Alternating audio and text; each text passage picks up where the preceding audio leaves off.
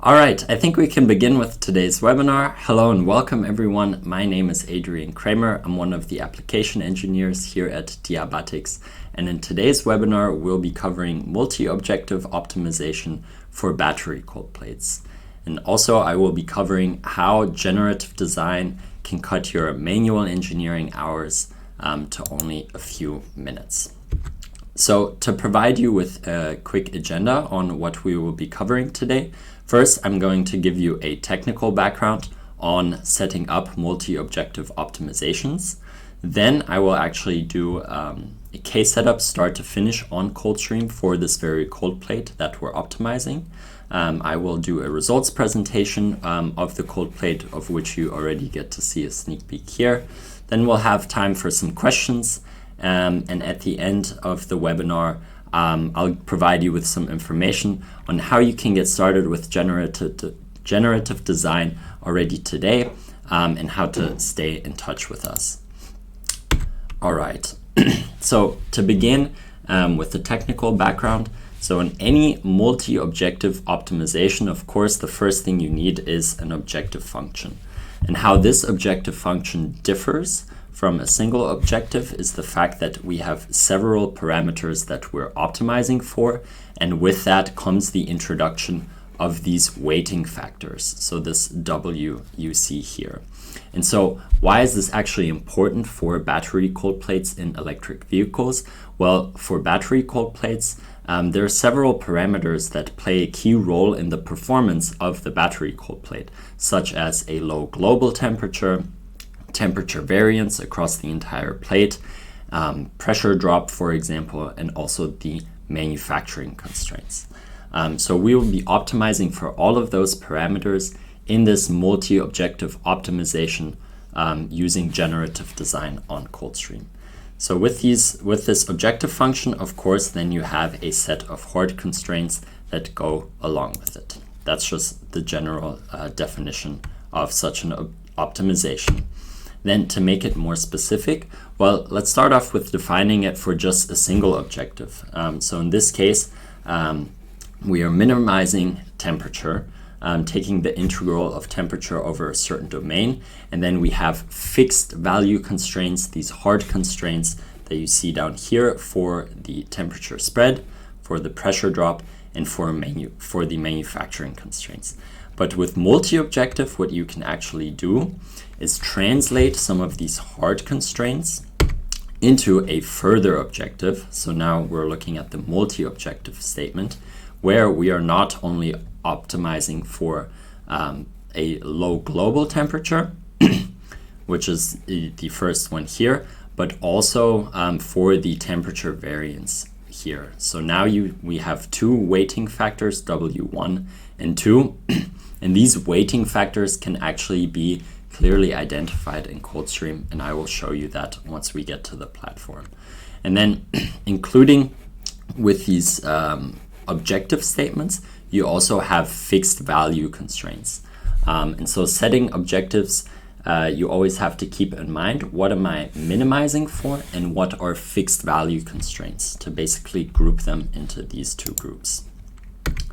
All right, and so why is an efficient cooling system in an electric vehicle actually important? Well, all the autonomous control systems, they rely on the battery itself. Of course, the battery lifetime and battery health is very directly linked to a well-performing cooling system, as well as the charging time. And of course, you want reasonable production costs, which is why the manufacturing constraints are so important. And so, say you have a certain design challenge. The conventional way of tackling this is by creating an initial CAD model. The design engineer draws this. They hand it over to the CFD expert. They do a performance simulation. You analyze the performance of that, and then you do an iterative trial and error process, a cyclical process, until you draw the design that actually meets all the requirements that you seek. However, what is special about generative design is that it streamlines the cyclical trial and error process in the conventional design method.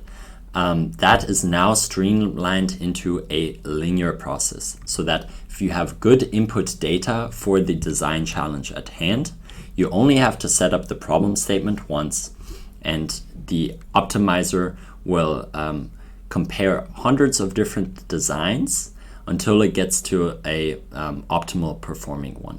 And that's what's special about generative design. It can address multiple objectives with only one case setup, and the days of this trial and error process of CADing and simulating, those days are over. They're all housed within the generative design software itself. And so here you can see, all right, a conventional solution is, for example, a serpentine shape, while a generative design technology will give you these optimized, these organic shapes and structures. And so ColdStream is the generative design software that we have at Diabatix have created, and it specializes in topology optimization for both thermal and flow. And so to do a case setup in ColdStream, you have to keep these steps in mind. So firstly, you always have to upload your CAD geometry. That is a given. Then you set your solids and your fluids. You define the boundary conditions for thermal and flow. And then you have to set a certain target objective. And here, the design space that you define in the CAD preparation is quite important, and you'll see that on the platform. But essentially, the design space is where you give the generative design software the freedom to make the choices. Do I place structures there or not? And then the second part of, well, I should say for the design region as well, you also specify those manufacturing constraints. So most cold plates are either sheet metal formed or roll bonded, and all of those inputs can be added on the generative design platform ColdStream as well. And then the last target definition are those multi-objectives that we discussed. So setting a target for a temperature minimization, a target for temperature variance minimization, and also for a fixed value constraint for the pressure. And then lastly, the output that you get out of ColdStream is actually a step file of the heatsink itself, or of the structures, of the optimized structures that ColdStream has generated. All right, I shall switch to the platform now, so give me 1 second. All right, fantastic. So I hope, well, ColdStream is now visible. And essentially the first step of uploading the geometry was already performed. So you can see the cold plate right here. We don't actually have to model the full vehicle, only the plate itself. And just for context, again, we have 4 different battery modules that are in this case modeled as surface patches. We have an inlet on one side, an outlet on the other, and then a base and a stamped plate. So also the battery packs don't have to actually be modeled, those can just be surface patches. So to start your case setup, you define all your solids first. So let's start with the base plate. Here you would just simply define it as a solid. You can always choose to rename it. You select a material, for example, aluminium in this case. So we have a materials library readily available, but if you need to add a custom material, as long as you know the properties, it's as easy as implementing it here. And then it's always part of your user library. And then for every solid, there are a few more options you can always enable. For example, the effects of radiation, that was not needed in this case. You can always add a heat source to any of the parts, but we modeled the batteries with surface patches, so I'll be inputting the heat load in a second.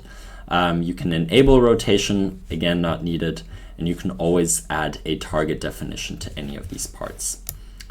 All right, moving on. The other solid is just the stamped plate, in this case here on the bottom side, and as you can see, those are filled out quite similarly as the base plate over here.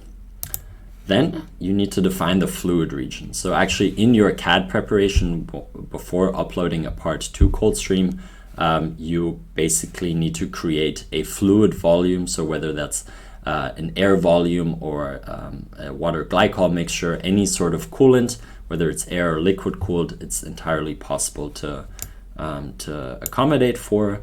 But you do need to define this fluid region prior to the import into ColdStream.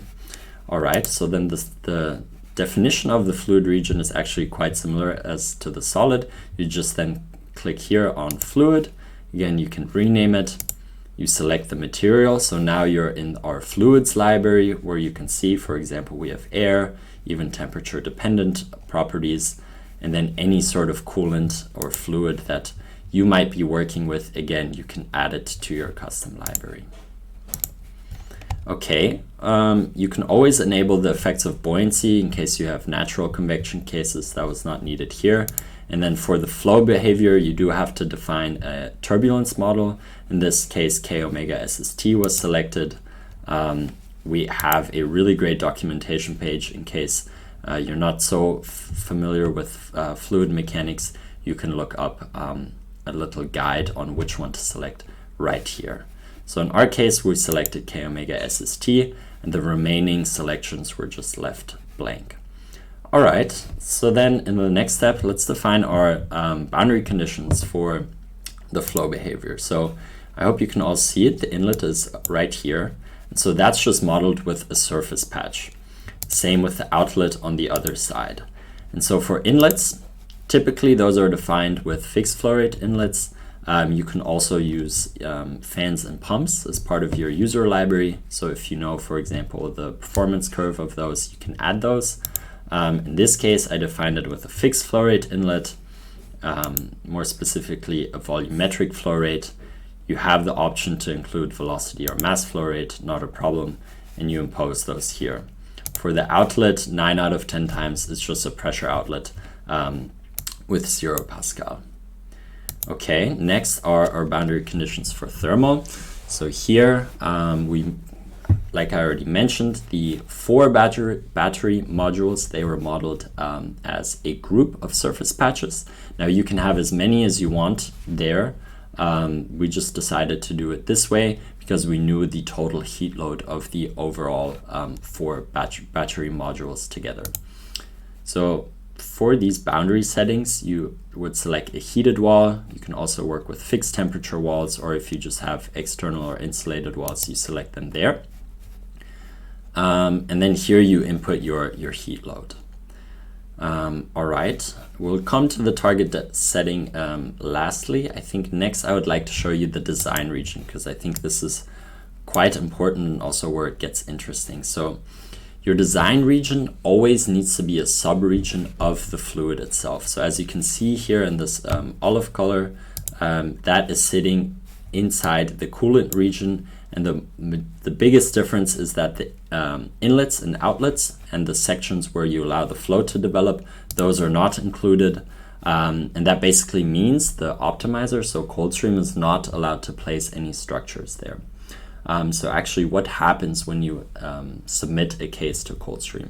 So this empty design region is then filled with an initial best guess of structures to guide the cooling channels. That first design iteration is then backed with a CFD performance to evaluate the thermal and flow performance of the initial design. The optimizer will then decide where to take the design next and generate another design that is again evaluated with the CFD simulations. And in a machine learning algorithm, it knows where to take the design next to get to a better performing result. And after comparing hundreds of different design iterations, you get to a most optimum performing design. So that's really the magic of generative design, that you have a smart algorithm deciding how to create the design itself. And that is the basis of our software ColdStream as well. All right, so how do you define this design region? Well, for a subregion, you would just define it as a design. And then very important are these manufacturing settings. So We have several hosted in ColdStream, for example, CNC milling, 3D printing, and die casting and sheet metal forming. Of course, for these cold plates, it would be sheet metal forming. And we can actually guarantee fully manufacturable designs right here. And so again, maybe let me unselect this so I can show you. If you select sheet metal, you have the different manufacturing constraints right here. And for example, for sheet metal forming, you need inputs such as a RF min and max, an inner and outer bending radius, a thickness of the plate itself, a chamfer angle, and then a delta, which is the height of the actual cooling channel. So for this specific project, we created a custom one. And then you pick an orientation. So in this case, the yellow is the y-axis. And then, yeah, of course, you select a material of these actual structures. Most likely those will be the same as the stamped and the base plate. All right, so far, so good. Design region defined. Last thing to do are set the targets. So again, what the targets you can see quite conveniently where they're set with this red icon right here. And so the three things that make cold plate design so challenging are low overall temperatures, a temperature uniformity, and pressure drop. Wanting to optimize for all three of those is quite a difficult goal definition. But in ColdStream, you can actually set all of those things quite conveniently. So for the max temperature minimization, there is an objective statement there. And the way our targets work is you either have an objective function, which means it is a minimization, and you also, the other group are fixed value constraints. So if you know, for example, a certain threshold should not be overshot, you would work with a fixed value constraint, while if you're trying to get the best performance possible, you would use an objective function. All right, so in our case, we want to do multi-objective, right? And so we've selected that we want to do temperature minimization and temperature variance minimization across all four of the plates. And that's actually why we modeled them as the four modules together, because the temperature variance was supposed to obey across all four of the modules and not each of them individually. You can always give them different weightings. That's also possible. And then for the pressure side of things, we have the target defined on the inlet. And there we knew, okay, for this specific situation, for this vehicle, we have a maximum pressure loss available of 30,000 Pascal. So like I said, in this case, it's a fixed value constraint rather than another optimization objective. And we see, in our experience with cold plate design so far, we see that if you really want to maximize the heat transfer, it is better to have a fixed value constraint for the pressure loss, and then minimization objectives for the temperature. And with that, you really get you maximize heat transfer with that set of values. All right, now you can see all the necessary parts are well defined with this green check mark. And that's really all the manual engineering that you need to do when using a generative design tool like ColdStream. So the days of a CAD engineer trying to draw so many designs to finally get to a well-performing performance is not needed anymore. You just need good user input for the situation, for the cooling solution itself, and then you can let the algorithm fill a design space with a certain structure. Okay, next I would like to show you the results and what that looks like on our platform. So again, I've uploaded the tab. So right here, you can see our results in a tabular view, which is really nicely. So you can see, for example, Tmax and Tmin. You can see that what were the pressure values. So you can see of the 30,000 pascals that we said were available, 28,000 and a little bit more were utilized. You can then see what the actual flow rate was, and then also the heating power right here. So a few quick looks on some parameters, but more interestingly, you can also see the results in a 3D viewer. So here you see the cold plate that ColdStream designed. And yeah, you really get these really nice organic looking shapes and structures that simply a human engineer could not draw themselves, or it would take them a very long time to do so. So here I'd like to bring your attention to these two buttons. This is where actually you can get your step file of the structures, and then of course you can download your results as well. And so you can do a little bit of post-processing. For example, if I only enable this, you can see a temperature gradient of the cold plate itself. So that is entirely possible. All right, and with that, I will just summarize basically the benefits of generative design and the benefits of ColdStream. So as you can see, the design cycle time really reduces to only a few weeks, rather than in classical engineering several months. And the amount of manual engineering, moreover, is even less than the overall design cycle time, because setting up a case only takes a few minutes. And really the learning curve is also quite short. Once you've set up a few cases, you can be as quick as only 5 minutes. Of course, the design performance can be beyond anything a human could draw themselves. And for this plate, all the performance requirements that were necessary for temperature and pressure were met. And you don't really need to be a thermal expert to be able to use a generative design tool. And that's another great benefit, that you don't have to have a background in CFD, because the meshing is automated by the tool. And therefore the entry barrier to very high performing designs is much lower.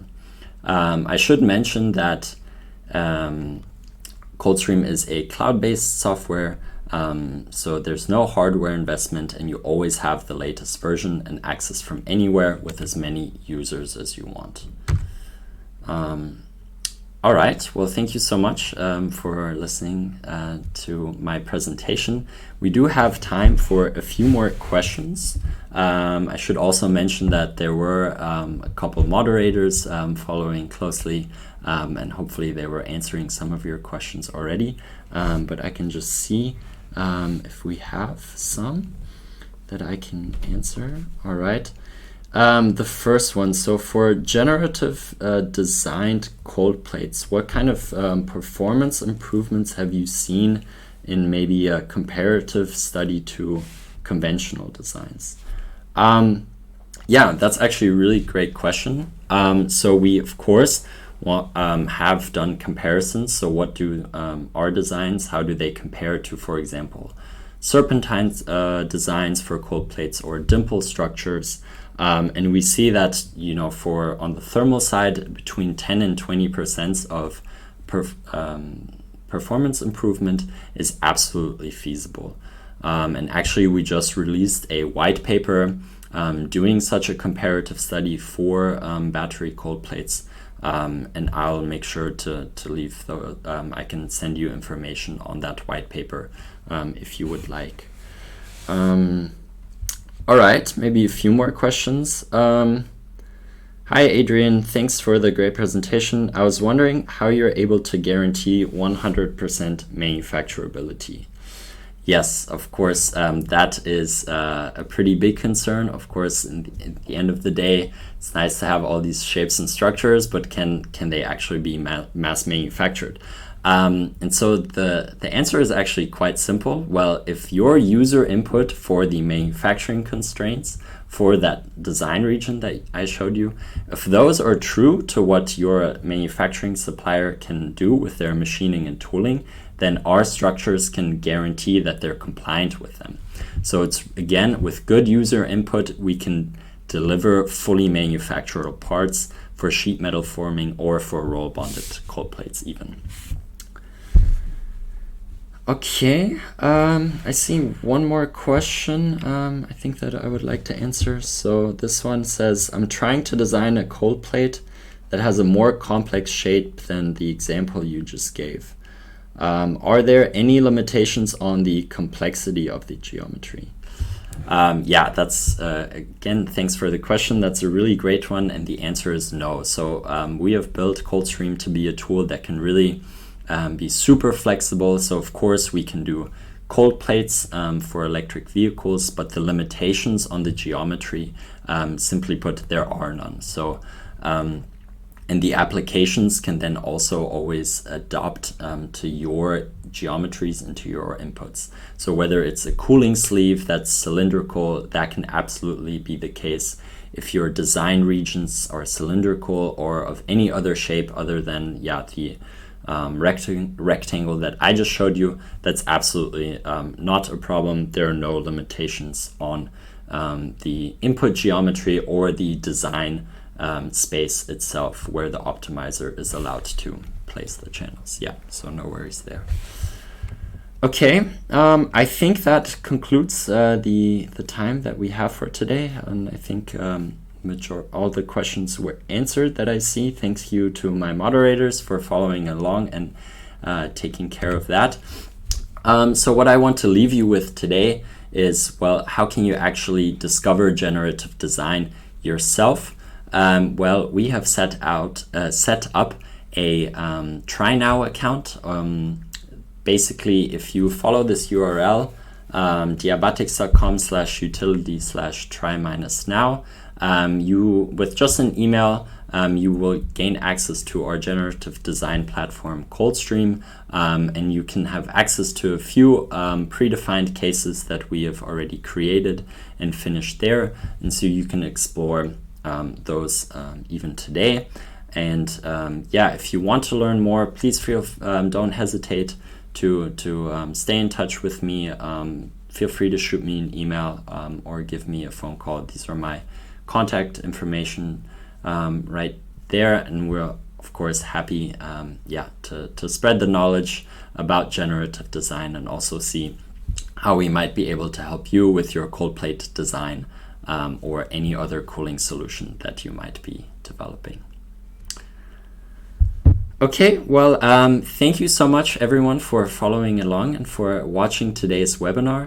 I hope you were able to learn a thing or two about generative design and also see the ease of use and how your manual engineering hours can really be reduced and how generative design will be the design methodology of the future.